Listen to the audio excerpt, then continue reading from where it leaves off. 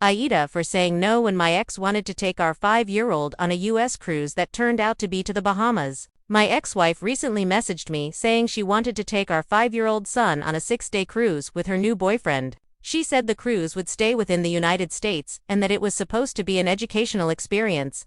She also wanted an answer from me within 48 hours. For context, we share 50-50 legal and physical custody.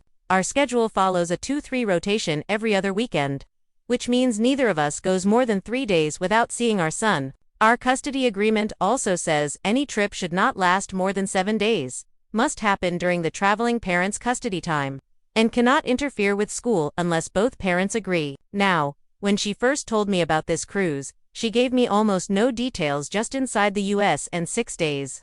So I waited, thinking she would send more information soon, but the next message I got simply said, "Can he come on this educational cruise?" I told her that before I could agree, I needed more details, basic things like the cruise line, where they were going, and the full itinerary. She replied, "What information do you want?" That frustrated me because I think any parent would want to know exactly where their child is going. Eventually, she sent me a vague link to the cruise company's website, but still no dates or clear plan. Based on what I could guess, I found out that none of the cruises leaving on her suggested date were actually staying within US boundaries. So, I asked again for the exact itinerary. That is when she finally sent one showing the cruise would leave from Virginia and travel to the Bahamas. We live in Pennsylvania, and our custody agreement requires that either of us notify the other if we even leave the state. So now I was upset, because she had originally told me the cruise would be within US territory, but clearly, that was not true. On top of that, the trip would go over the 7-day limit,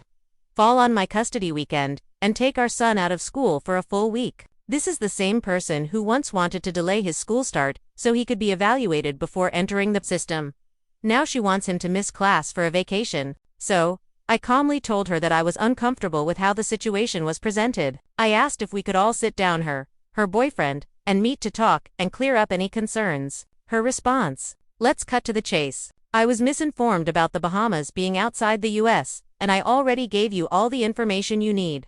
She refused to meet or discuss it further. At this point, I feel like she either lied or was careless about where she was taking our son. She asked for my approval without giving full details and then got defensive when I asked basic questions. The trip breaks multiple parts of our agreement. Tit is too long, happens during my time, takes him out of school, and leaves the country without proper notice. So now I am wondering, am I really the bad guy if I say no? He is only 5 years old, and I do not want to risk him missing school or traveling out of the country with people who are not being honest about the plan. I tried to communicate calmly,